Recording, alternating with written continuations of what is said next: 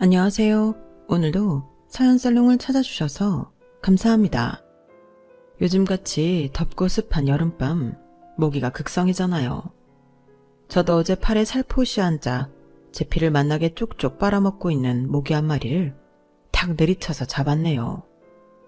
나름 빨리 잡는다고 잡았는데도 잠시 후 부풀어 오르며 간질간질한 모기 자국을 보니 모기가 무척이나 얄밉더군요. 야속한 모기 새끼를 보며 얼마 전 연을 끄는 우리 시댁 식구들이 생각났어요.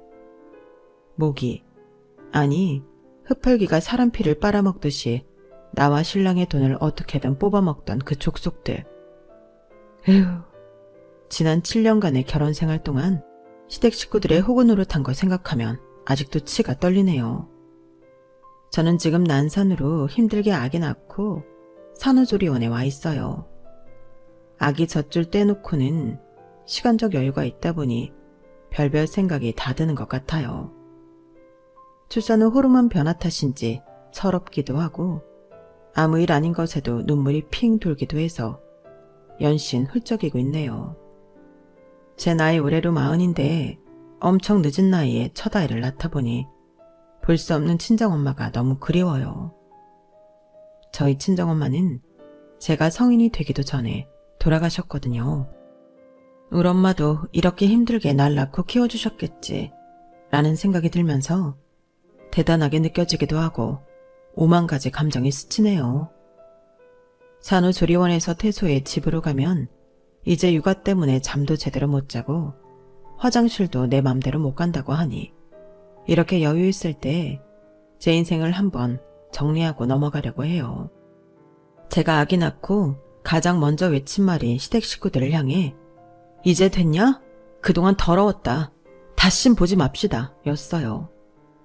그동안 시댁 식구들과의 사이에 대체 무슨 일이 있었길래 그렇게까지 울부짖어야 했는지 궁금하시죠? 지금부터 제가 살아온 인생 이야기를 들려드릴게요. 그럼 처절했던 제 심정이 조금이나마 이해되실 거예요.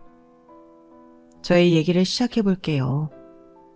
전 저희 집안의 외동딸로 어렸을 때 엄마 아빠의 사랑을 듬뿍 받고 자랐어요. 아빠가 한창 벤처붐이 불던 90년대에 할아버지로부터 물려받은 재산을 기반으로 IT 회사를 창업하셨는데 엄청 잘 됐었거든요. 할아버지 때부터 워낙 잘 살았던 친가를 뒀기에 우리 가족은 다른 사람들과 급이 다른 사치를 부리고 살았던 것 같아요.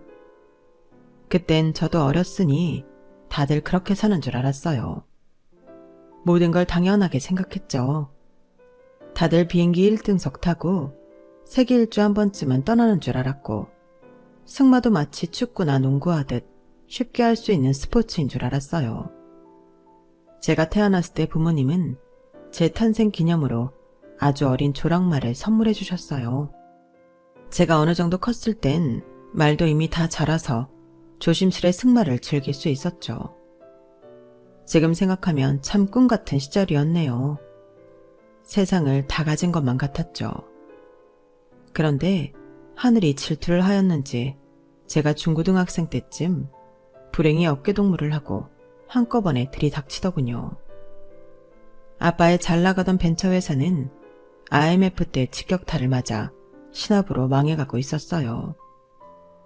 어찌저찌 IMF 고비는 넘겼지만 그로부터 5년 후 온 나라가 2002년 월드컵에 열광하던 그때 우리 가족은 고통의 아우성을 지르고 있었죠.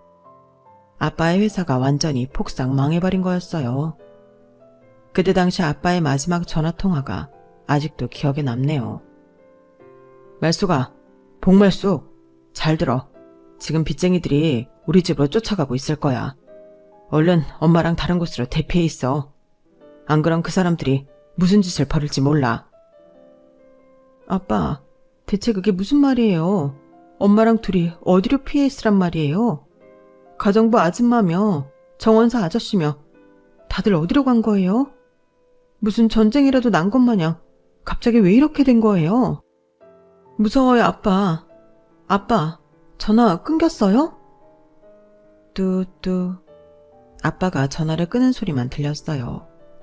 이 소식을 옆에서 다 들은 엄마가 갑자기 쿵 하고 쓰러지셨어요.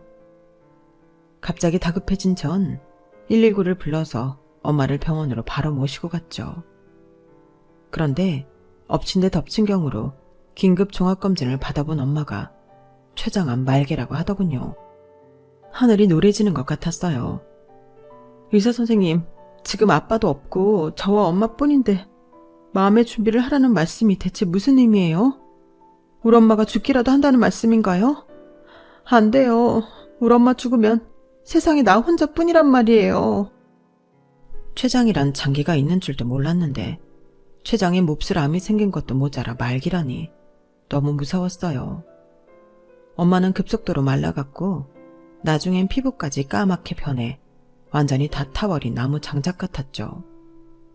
그동안 부모님으로부터 받아서 모아놓은 용돈이 좀 있었기에 그 돈으로 병원비를 대고 엄마 먹을 걸 샀죠. 뭐라도 드시게 해서 엄마랑 최대한 오래 같이 있고 싶었거든요. 그날도 엄마에게 줄 수박을 4분의 1통 사서 잘게 잘라 입에 넣어드렸어요. 웬일인지 그날은 엄마가 앉아서 수박을 조금씩 드시더군요. 신락 같은 희망이 보이는 듯 했어요. 그날만큼은 우리 엄마가 말기암을 훌훌 털어버리고 다시 건강한 몸으로 돌아올 것만 같았죠. 하지만 그날 밤 엄마는 돌아가시고 말았어요.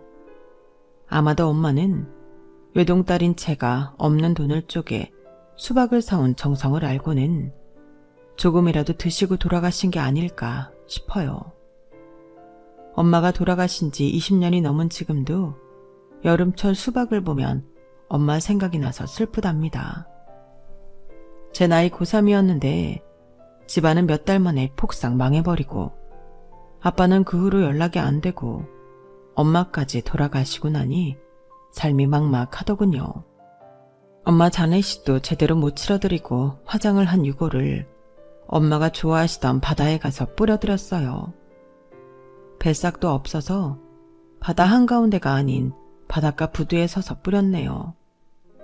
어찌나 눈물이 나던지 나중엔 주저앉아 해가 질 때까지 엉엉 울어버렸죠. 당시엔 나도 함께 땅속으로 꺼져버리고 싶은 마음이었어요. 집으로 가서 좀 쉬고 싶었지만 이미 집도 절도 없어진 지 오래라 전 갈 곳이 없었어요.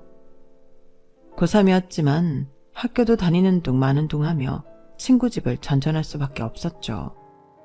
아빠 사업이 잘 돼서 부잣집 딸내미였을 땐 그렇게 잘해주던 친구들과 친구 엄마들이 제가 가난뱅이 고아처럼 돼버리자 멀시하고 얼른 집에서 나가주기만을 바라더군요.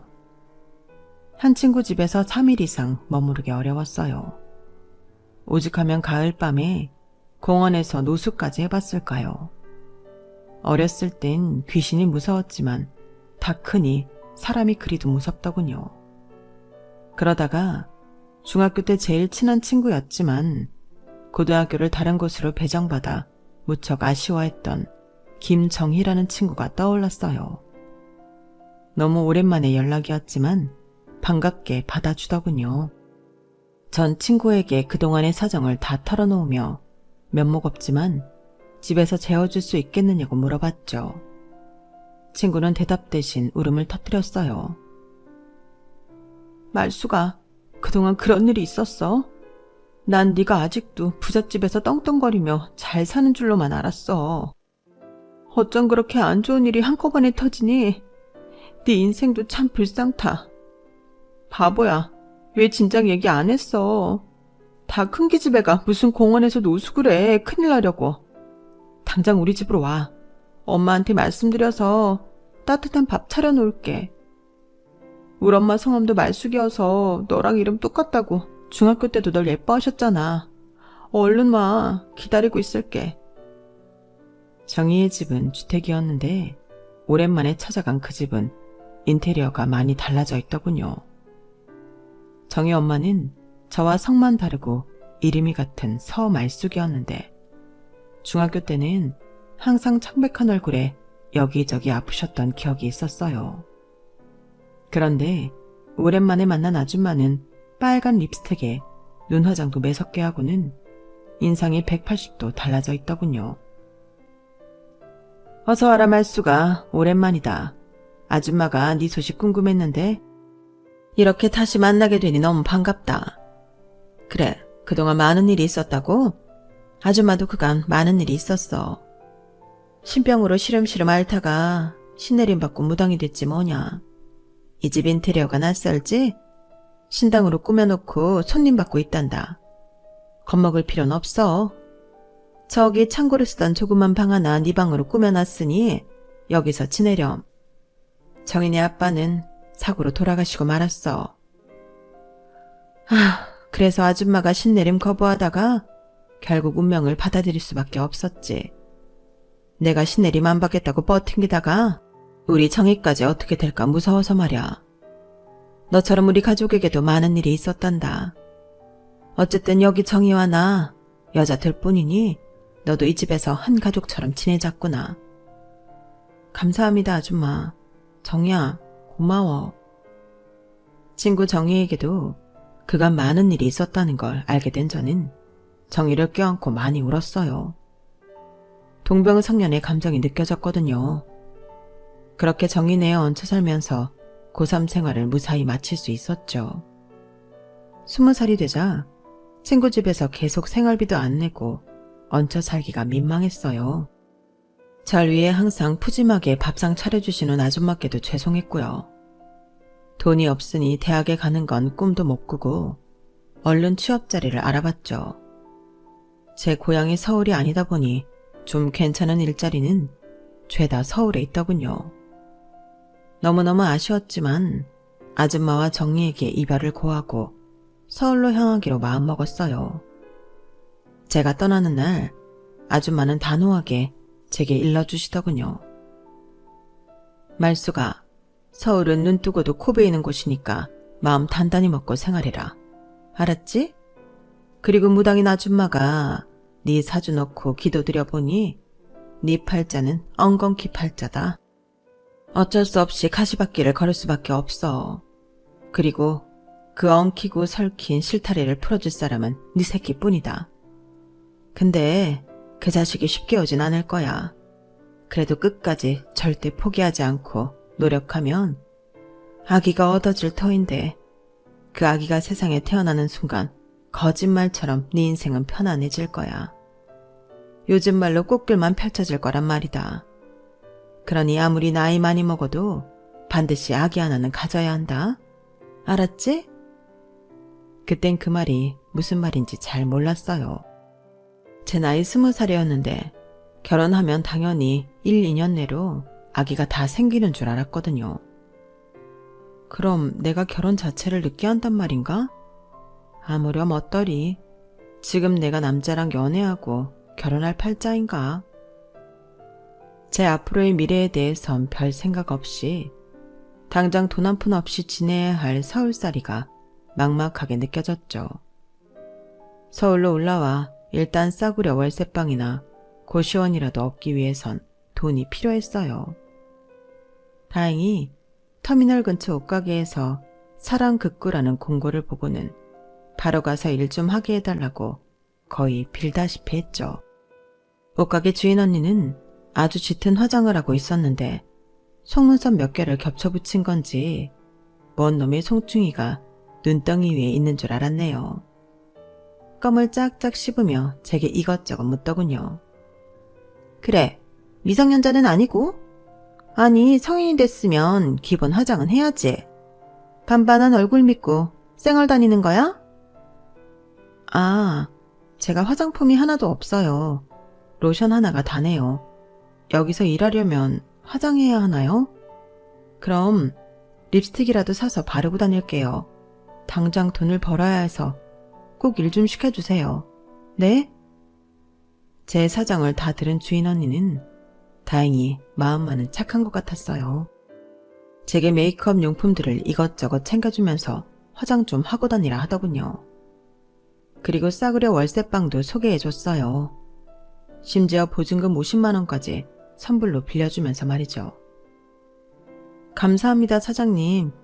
이 은혜 평생 잊지 않을게요. 시키는 일 다 할게요.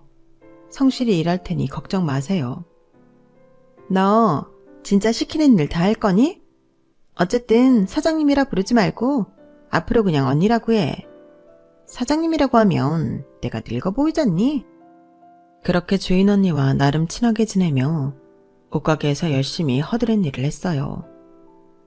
그렇게 1, 2년이 지나고 하루는 주인 언니가 대뜸 제게 투잡을 제안하더군요. 복말숙, 너 투잡 안 뜰래? 너 여기서 최저시급 받고 있잖아. 거기 가면 가만히만 앉아있어도 1시간에 10만 원 이상 벌 수 있어. 어때? 오늘 밤에 시간 되지? 언니가 예쁜 옷 좀 가져와 봤으니 이거 입고 집에서 대기하고 있어. 풀 메이크업 다 하고 말이야. 내가 이따 밤 10시에 픽업 갈게. 알았지? 전 어리둥절했지만 내가 일하는 가게의 사장이 하는 말이니 일단 들어야 했어요. 옷이 좀 많이 파였고 입기엔 암사스러웠지만 대체 뭔 일인가 싶어 나름 화장도 풀 메이크업 다 하고 10시에 대기하고 있었죠. 가만히 앉아만 있어도 1시간에 10만 원 넘게 준다니 그것도 매우 솔깃한 제안이었고요. 주인 언니 차를 타고 다다른 곳은 간판도 없는 곳이었어요. 지하로 내려가서 언니가 들어가라고 하는 방에 들어가 보니 담배 연기가 자욱하고 웬 여자 남자들이 술에 잔뜩 취해 있더군요. 야, 네가 이 집 새로 온 에이스냐? 쌍판떼기 하나는 반반하게 생겼네. 이리 와서 얼른 내 앞에 앉아봐. 그곳은 뉴스에서나 보던 룸사롱 같은 곳이었어요. 시급 100만 원을 준다 한들 한시도 그곳에 더 머무르고 싶지 않았죠. 너무 놀라서 전 뛰어나왔어요. 뒤에서 옷가게 주인 언니가 따라 쫓아나오더군요. 야, 복말숙. 너 저 손님들이 어떤 사람들인 줄 알기나 하고 이렇게 예의 없이 뛰쳐나온 거야? VIP 손님들 다 떨어져 나가면 우리 술집 망할 수도 있다고. 내가 저 사람들이 VIP든 아니든 알게 뭐예요. 언니, 내가 언니네 옷가게에서 1, 2년 동안 온갖 잡일 다 해가며 일한 대가가 고작 이거예요? 날 술집에 팔아넘기려고 했어요?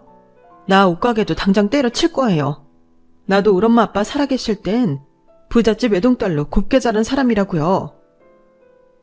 눅눅한 곰팡이로 가득 찬 반지하 월세방으로 돌아와 엉엉 울었어요. 나름대로 믿고 친하게 지냈던 사람에게 배신당한 느낌이었죠. 아빠는 그때까지도 여전히 연락이 잘 안 되는 상황이며 이젠 아빠가 날 찾고 싶어도 찾을 길이 없기에 진짜 고아가 된 기분이었거든요. 계속 이렇게 살 수만은 없다고 판단했어요. 일정한 월급을 따박따박 받는 일을 찾아야겠다고 다짐했죠. 근처 독서실에서 공부하며 관리도 하고 청소도 하는 알바를 잡아서 자격증 공부를 하기 시작했어요. 고졸로 취업할 수 있는 자리를 보니 격리 자리가 눈에 많이 띄길래 중소기업 격리직에 도전하기 위해서였죠. 세무회계 자격증을 따고 컴퓨터 자격증이랑 토익도 받았어요. 오랜만에 하는 공부였기에 좀 낯설게 느껴졌지만 책상 앞에 앉으니 예전 엄마 아빠 밑에서 응석 부려던 학생 시절이 떠오르더군요. 철없던 시절엔 그저 어른이 되고만 싶었는데 엄마 아빠 그늘에서 따순밥 먹으며 생활할 때가 가장 행복한 때였다는 걸 그땐 몰랐죠. 열과 성을 다해서 취업에 임한 결과 원하던 중소기업의 격리직에 합격할 수 있었어요. 입사하여 몇 달을 격리로서 일하자 제가 맡은 업무엔 좀 익숙해지더군요. 그런데 제 업무에 대해 알면 알수록 회사가 돌아가는 전반에 대해 알고 싶은 욕심이 생겼어요. 주로 대졸 직원이 근무하던 경영지원부나 마케팅 전략부서에 가서 회사 돌아가는 사정에 대해 이것저것 물어보면 면박을 주기 일쑤였죠. 고졸로 들어온 격리직 직원이 회사 자금줄만 알면 됐지 뭘 더 하려고 해. 내가 설명해주면 복말숙 씨가 이해나 할 수 있을 것 같아? 가뜩이나 업무가 많아 짜증나 죽겠는데 별게 다 와서 신경 건드리네. 얼른 가서 격리 업무나 봐요. 세상은 고졸에게 그리 만만치 않더군요. 하지만 전 그에 굴하지 않고 입사한 지 5개월이나 지난 시점에 회사 전 직원에게 떡을 돌렸어요. 볼떡 같은 백설기에 제 이름 석자, 복말숙을 써서 말이죠. 떡을 받아든 직원들은 어리둥절했죠. 아니 이게 뭔 떡이래? 복말숙 씨 결혼이라도 해요? 아직 나이도 어린 것 같은데 뭐 축하할 일이라도 생겼나? 아니요. 남자친구는 없는걸요. 그게 아니라 제가 회사 전반적인 업무에 대해 알고픈데 여쭤볼 사람이 없어서요. 이제 떡 드셨으니 제가 이것저것 물어봐도 너무 귀찮아하시지 말고 좀 알려주세요. 네? 맹랑한 직원이네. 그래 알았어. 내 알려주지. 그렇게 회사 직원들과 친해지고 많은 업무를 배울 수 있었어요.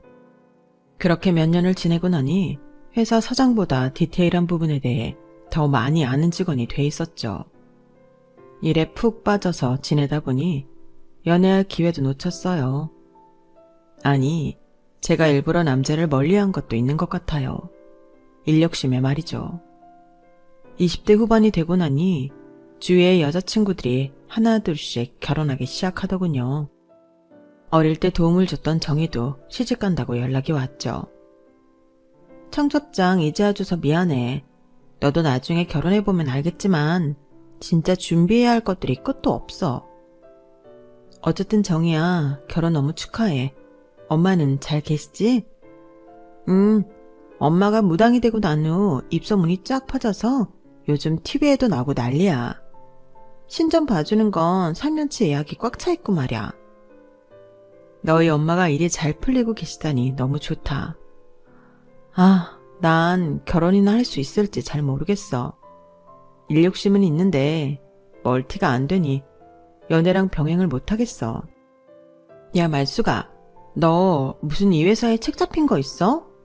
그렇게 살다간 회사 노예밖에 안 되는 거야. 아참, 근데 말수가, 우리 엄마가 너 결혼 30대 중반에나 하라고 하긴 하더라. 우리 엄마 신기가 날로 좋아지고 있으니 엄마 말 듣는 게 좋을 것 같아. 너 결혼은 30대 들어서면 해. 그전엔 연애만 하고 말이야. 그 훈수를 들었던 게 20대 후반이었는데 연애도 못하고 진짜 30대 중반에 들어서게 될 줄은 꿈에도 몰랐죠. 보다 못한 회사 사장님께서 인사팀의 한 남자 직원과 자꾸 연인으로 엮으려고 하시더군요. 아니 본 과장, 사내 연애라도 해야 남자를 만나지 원. 내가 이 회사 오너지만 자기 개인 삶도 잘 꾸려나가야 진짜 멋진 직원인 거야. 자, 여기 호텔 레스토랑 식사권이야. 인사팀에 김성현 팀장 알지? 그 빨간 곱슬머리 청년 말이야. 아빠 쪽이 스위스 사람인가? 그래서 혼혈이라 약간 빨간 머리긴 하지만 얼굴은 그냥 한국 사람처럼 생겼잖아? 그 남직원도 아직 미혼이니까 노총각 노처녀 직원끼리 잘해보라고. 알았지? 이건 회사 사주로서 명령이야. 30대 중반까지 모쏠이었던 저는 그렇게 반강제적으로 인사팀 직원과 맞선을 보게 되었어요. 회사 사장의 명령이라 어쩔 수 없이 끌려나온 김성현 팀장은 첫 대화부터 무척이나 솔직하더군요. 제가 7년 사귄 여자친구랑 얼마 전에 헤어져서요. 그래서 끌려나왔네요. 아참, 제가 혼혈인 건 아시죠? 한 번도 본 적 없는 아빠지만 어쨌든 빨간 머리의 스위스 사람이라고 하니 제가 빨간 곱슬머리로 태어났네요. 머리숱은 많으니 대머리보다 낫죠 뭐. 엄청나게 솔직하시네요, 팀장님. 오래 뵀지만 여자 대 남자로서 이렇게 마주 앉아 있으니 엄청 어색하네요. 이왕 이렇게 된 거 우리 술이나 시키죠? 호텔 레스토랑에서 와인 벽나발을 불며 취할 대로 취한 우리는 서로의 인생사까지 다 털어놓았어요. 일 잘하는 직원인 건 알고 있었지만 진솔하게 대화해보니 사뭇 다른 매력을 느낄 수 있었죠. 레스토랑에서의 만남 이후 매일 저녁 식사를 함께하며 사적인 관계를 이어나갔어요. 우린 곧 사귀게 되었고 어차피 회사 사람들도 우리의 만남에 대해 다 알고 있었기에 주변에서 결혼 뽐뿌가 장난 아니더군요. 만나기만 하면 둘이 언제 결혼하냐고 묻기 바빴죠. 둘 다 나이도 꽉 찼는데 언제 결혼할 거야? 난 결혼식장 뷔페가 좋더라. 언제 뷔페 먹여줄 거냐고. 회사 사람들이 분위기에 몰려서 남친은 반강제로 무릎 꿇고 프로포즈 했네요. 전 그 상황이 그저 재밌기만 했어요. 너무 진솔하고 담백한 성격의 그가 참 좋았기에 당연히 예스라고 답했죠. 그가 빨간 머리든 파란 머리든 대머리든 아무 상관없었어요. 이로써 일단 우리끼리의 결혼 약속은 확정되었죠. 문제는 예비 시댁 식구들이었어요. 남친에게 들은 바로는 예비 시모는 남친의 아버지를 만나기 전 3번이나 이혼한 경력이 있었고 그때 아기는 없었다고 해요. 그래도 젊은 시절부터 돈 뜯어내는 재주는 있었는지 3명의 전 남편으로부터 위자료로 엄청 많은 돈을 받아냈다고 하네요. 덕분에 능력 없던 예비 시모는 집도 사고 웬만큼 살 수 있게 되었죠. 3번째 이혼 후 받은 위자료로 유럽 여행을 떠났는데 그곳에서 첫눈에 반한 빨간머리 스위스 남자랑 갑자기 사귀게 되어 한국까지 와 살림을 차리고 둘째인 남친까지 낳았다고 하네요. 그런데 둘째 낳고 일주일 후쯤 아무런 말도 없이 쪽지 한 장 남기고 스위스로 떠나버렸다고 해요. 남친으로부터 자신의 부모 얘기를 듣는데 참 영화 같은 스토리더라고요.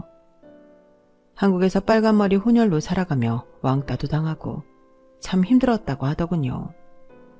남친을 사랑하는 마음에 진심으로 위로해 주었죠.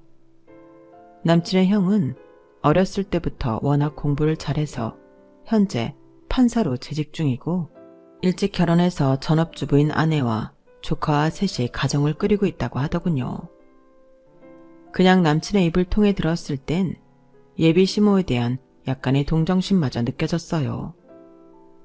둘째 아기 낳은 지 일주일 후에 믿었던 남편이 떠나버리고 혼자 아들 둘을 키워야 했으니까요. 그런데 시모를 처음 만난 날 정말 산통이 깨져버렸죠. 스위스 남편이 왜 시모를 떠나버렸는지 알 것만 같더군요. 한마디로 성격이 아주 지랄맞은 사람이었어요. 빠르게 결혼을 약속한 우리는 서로 나이도 꽉 찼기에 일단 예비 시모를 먼저 만나기로 했어요. 약속 당일 떨렸지만 최대한 공손하게 해서 점수 깎이지 말아야지 라고 생각했는데 첫인상부터 오만정이 다 떨어지더군요. 야 성현아, 너는 7년 사귄 교수 딸한테 차이고 고작 이런 여자애를 결혼하겠다고 데려온 거냐? 엄마도 일찍 죽고 아빠도 연락 안 된다며 근본도 없는 것 같으니라고? 나 같으면 초도 안 갔겠다. 아휴, 네 형을 좀 봐라. 일찍이 사법고시 패스해서 판사 되고 결혼도 빨리 해서 떡두꺼비 같은 아들 낳고 잘 살지 않냐? 넌 어렸을 때부터 공부도 형보다 못하더니 어째 살아가는 것도 삐리삐리하냐? 한심한 것. 옆에서 듣는 내가 조마조마하더군요. 아무리 큰아들이 잘났어도 둘째 아들도 자식인데 대놓고 비교질이라니. 저한테도 모욕적이었지만 남친한테도 참 몹쓸 엄마 같았어요. 당연히 남친이 화가 나서 제지했죠. 아니 엄마, 며느리감 데려온 자리에서 첫마디에 쌍욕을 날려요. 내가 이래서 엄마를 싫어하는 거야. 집에서 아무 일도 안 하시면 교양이라도 좀 쌓으세요. 여자친구 보기 창피해 죽겠네요. 말숙이도 아버지 잘 나가실 땐 비행기 1등석 타고 세계 일주하던 아이예요. 무시하지 마시라고요. 말숙아, 그냥 나가자. 얼른 일어나. 제가 예비 시모에게 대들 겨를도 없이 남친이 알아서 다 처리해 주더군요. 저도 말없이 자리에서 일어나서 쌩하니 나가버렸어요. 예비 시모는 성질답게 우리 뒤통수에 욕을 한 바가지 하더군요. 그러거나 말거나 첫 만남의 예비 시모의 밑바닥까지 다 파악할 수 있었죠. 말수가 정말 미안해. 우리 엄마가 판사인 큰형만 좋아하고 어렸을 때부터 차별이 심했어. 어차피 난 내놓은 자식이니 엄마한테 더 이상 허락 구할 필요 없이 우리끼리 결혼식 간소하게 치르고 서로 돈 모아서 전세 얻어서 살자. 아니야 자기야. 나한테 미안할 거 없어. 그래요. 나도 적은 월급이지만 돈 벌 줄만 알았지 쓸 줄은 몰라서 좀 모아놨으니 아파트 전세 얻어서 혼인신고하고 살아요. 사실 결혼식도 생략하고 싶었지만 사내 커플이다 보니 회사 사람들 이목도 있고 해서 마치 회식처럼 식당만 빌려서 원피스 입고 결혼식 했네요. 양가 부모님이며 일가 친척 한 사람도 없이 말이죠. 그래도 행복했어요. 남편이 워낙 착했으며 무엇보다 지랄맞은 시댁 식구들로부터 방패막이가 되어졌거든요. 하지만 그 방패를 뚫을 만큼 시댁 식구들의 돈 요구는 집요했어요. 마치 돈 맡겨놓은 사람들 마냥 직간접적으로 돈을 거의 뺏어가다시피 하더군요. 마치 대장처럼 시모가 주도했죠. 야, 둘째 며느리야. 네가 결혼할 때 지참금 한 푼 안 가져와서 내가 주위 사람들 볼 면목이 없구나. 자꾸 물어보는 통에 변명해대기 바쁘다고. 안 되겠다. 나도 더 이상은 가만히 못 있겠어. 단도직입적으로 말할게. 너도 30대 중반까지 벌어놓은 게 있을 테니 일단 5천만 원만 내놔봐라. 아니 어머님, 저한테 돈 맡겨놓으셨어요? 제가 무슨 ATM기예요? 중소기업 다니는 제가 갑자기 5천만 원을 무슨 수로 마련해요? 리스 때 벌어놓은 돈이요. 그거 24평 아파트 전셋값으로 다 들어갔죠. 남편이랑 반반 지불했다고요. 혼수도 거의 제 돈으로 다 해오고요. 어머님께서 둘째 아들 월급을 생활비조로 거의 다 뺏어가셨다면서요.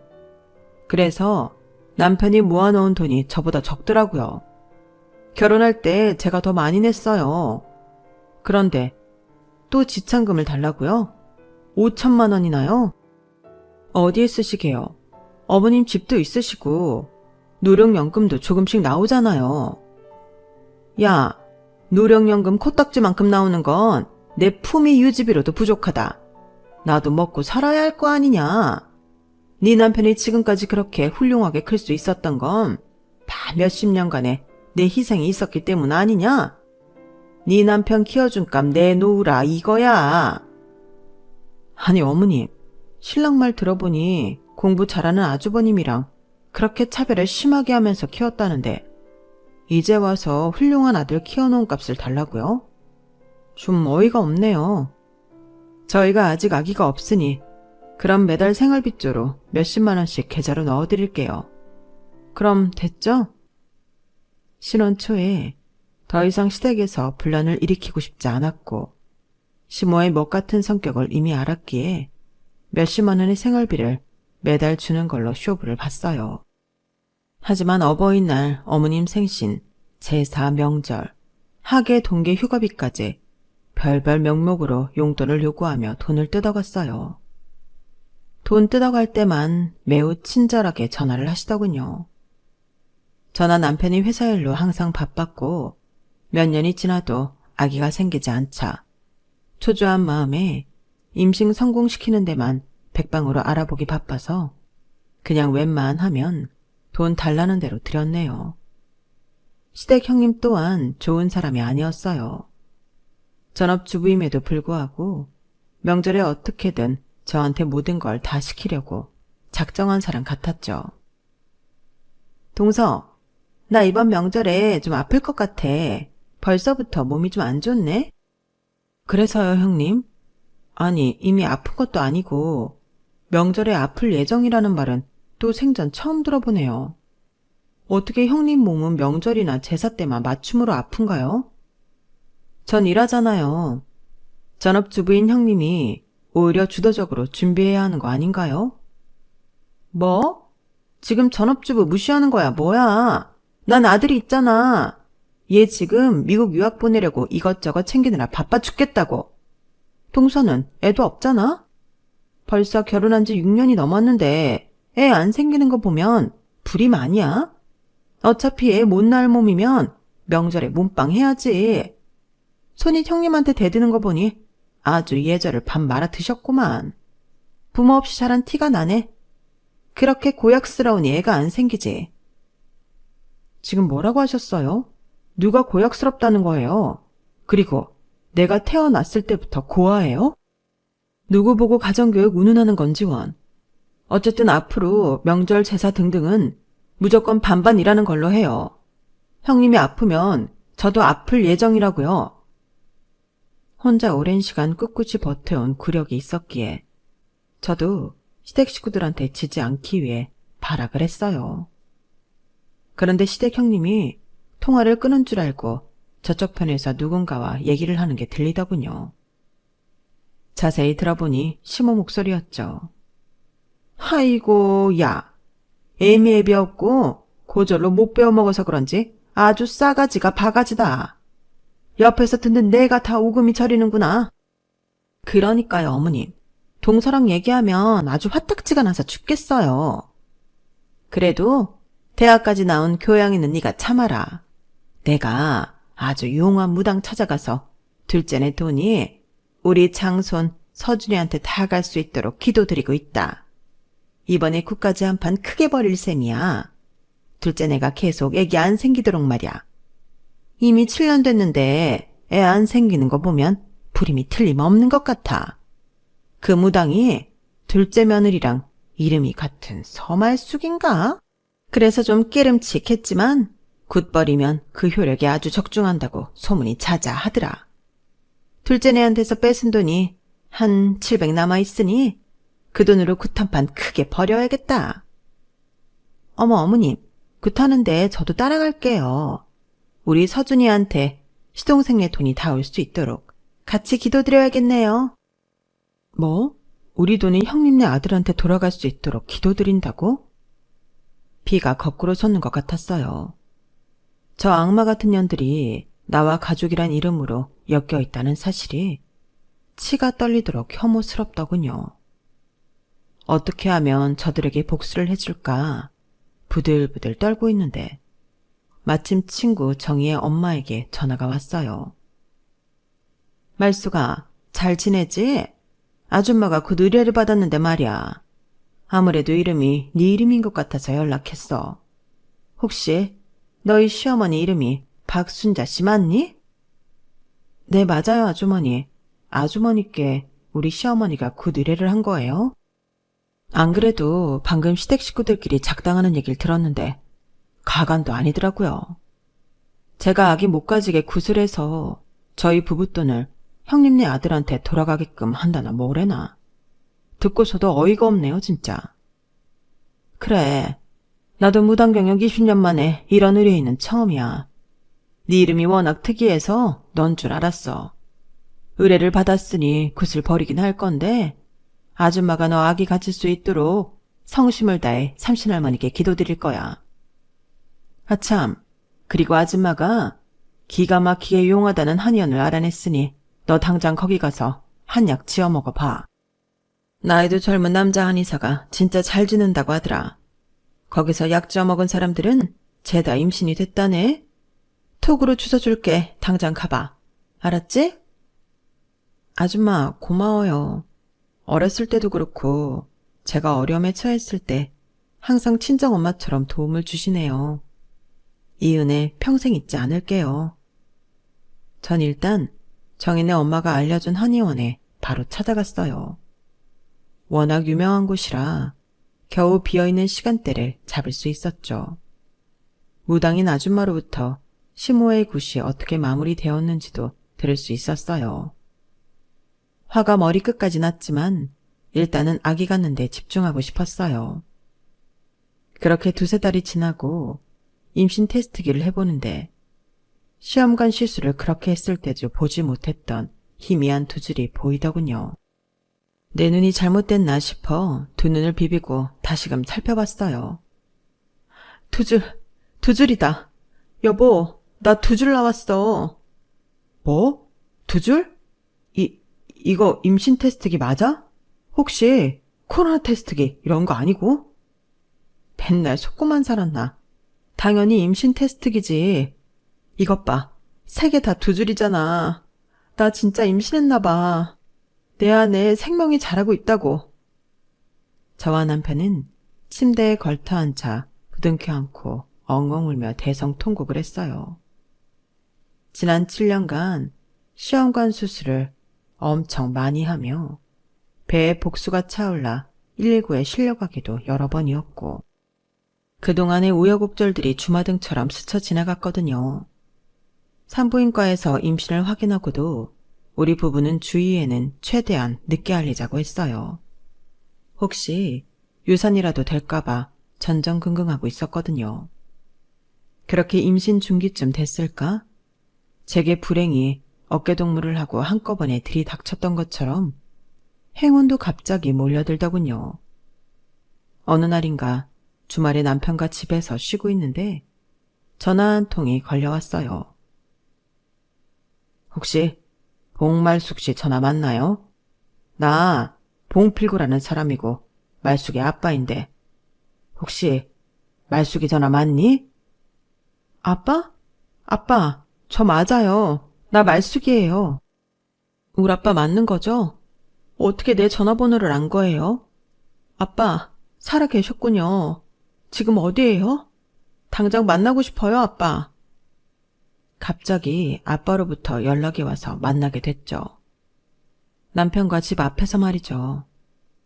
말숙아, 이렇게 너를 찾게 되다니 천만 다행이다. 아빠는 사업 체계에서 잘 지내고 있었어. 근데 널 찾을 길이 만무하더구나. 정말 미안하다. 네가 중학교 때 친했던 정인의 엄마 있지? 아주 유명한 무당이 되어 TV에 나오길래 내가 방송국 전화해서 연락해봤지. 혹시 너와 아직 연이 닿고 있나 해서 말이야. 그렇게 네 전화번호를 얻을 수 있었어. 역시나 이번에도 말숙 아줌마의 도움이 있었더군요. 그때 결심했어요. 말숙 아줌마를 친정엄마라고 생각하고 앞으로 평생 잘 모셔야겠다고 말이죠. 아빠는 그동안 회사가 망했을 당시 채권자들의 빚을 다 갚고 사업을 재개해서 아주 잘 나가고 계시더군요. 아빠는 그동안 못했던 경제적 지원을 지금이라도 하고 싶으시다고 하셨어요.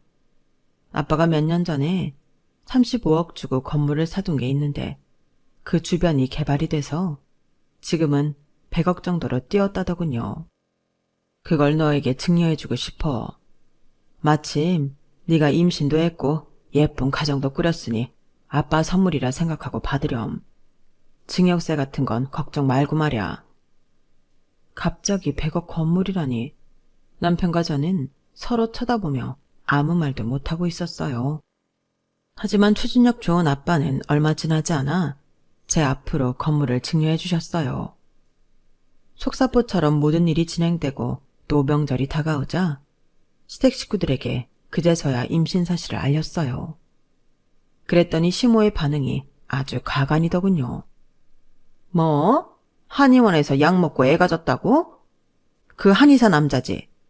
너 한의사랑 그렇고 그런 사이인 거 아니니? 지금 뭐라고 하셨어요, 어머님? 그게 손주를 임신한 며느리한테 할 말이에요? 제발 머리에 필터 한번 걸러서 말씀하세요. 열받아서 진짜. 그럼 이왕 말 나온 김에 아빠가 내 앞으로 증여해 주신 100억 건물 걸고 말씀드려 볼까요? 제 뱃속에 아이가 태어나고 DNA 검사했을 때 다른 남자아이면 제가 100억 건물 시댁 식구들한테 넘길게요. 뭐? 아버지가 갑자기 나타나서 100억 건물을 너한테 증여해줬다고? 그래. 지금껏 7년간을 애 못 가지다가 갑자기 임신한 걸 보면 분명 뒤가 구린 게 있을 거야. 만일 딴 남자 약이면 그 재산 다 네 형님 아기 걸로 돌릴 거다. 이번 명절에도 시댁 식구들과 한판 붙고 나와버렸어요. 뱃속에 우리 아기한테도 안 좋을 것 같았거든요. 그렇게 산딸이 되고 넓디 넓은 가족 분만실이 있는 산부인과를 찾아 상고를 겪고 있었어요. 밖에는 저와 아기 걱정에 잠 못 이루는 남편과 제 돈만 기다리는 시댁 식구들이 있었죠. 난산에 난산을 거듭한 결과 마지막 힘을 주었을 때 아기 울음소리가 들리더군요. 의사가 핏덩이인 아기를 제 옆에 뉘어주고는 바로 제 젖을 물려주었어요. 혼혈인 남편의 빨강머리를 아기가 그대로 닮아서 빨간머리더군요. 그러나 저러나 아기가 너무 사랑스러웠어요. 잠시 후 간호사가 아기를 데리고 나가 밖에서 기다리던 남편과 시댁 식구들에게 보여줬어요. 자기들끼리 쑥덕이며 아수라장이 된 듯 하더군요. 아휴, 빨간 머리네. 누가 봐도 성현이 아들이구나. 이럴 수가. 우리 둘째가 고자인 줄 알았는데 얘가 애 아빠 확실하네. 어떡하냐? 둘째네 건물은 물 건너 갔다. 아휴. 핏덩이인 자기 손주를 보면서도 내 돈 뺏을 생각만 하던 시모가 너무너무 얄밉더군요. 아직 병원 침대에 누워서 후처치를 받고 있던 저는 시댁 식구들을 향해서 고래고래 소리를 질렀어요. 이제 됐냐? 그동안 더러웠다. 다시 보지 맙시다. 그리고는 엉엉 울었어요. 지금껏 7년 동안 시댁 식구들로부터 사람 취급 못 받으며 당했던 서러움이 한꺼번에 몰려왔기 때문이었죠. 정신이 조금 들자 남편이 옆에 와 있더군요. 남편과 상의하에 시댁과 완전히 인연을 끊기로 했어요. 그래 여보, 지금껏 너무 미안했어. 나도 큰형만 예뻐하는 엄마 더 이상 보기 싫어. 우리 아기와 함께 셋이 알콩달콩 행복하게 살자. 더 이상 시댁 신경 안 써도 돼. 용한 무당인 말쑥아줌마의 말이 맞았어요. 아기를 낳으면 이 아기가 나의 운명의 실타래를 술술 다 풀어준다는 그 얘기 말이죠. 결론적으로 우리 아기가 복덩이인 거죠. 졸지에 100억 건물주가 된 저는 산후조리만큼은 럭셔리한 곳에서 하고 싶었어요. 이곳에서 호강하고 있네요. 다만 다시금 원래 생활로 돌아가면 지금까지 그래왔듯이 절약하며 살려고 해요. 우리 아이한테도 올바른 소비 습관을 가르쳐야 하니까요. 우리 세 식구 앞으로 사회에 좋은 일 많이 하며 열심히 성실하게 살도록 하겠습니다. 지금까지 제 이야기를 들어주신 여러분들께도 행운이 가득하길 기원할게요. 고맙습니다.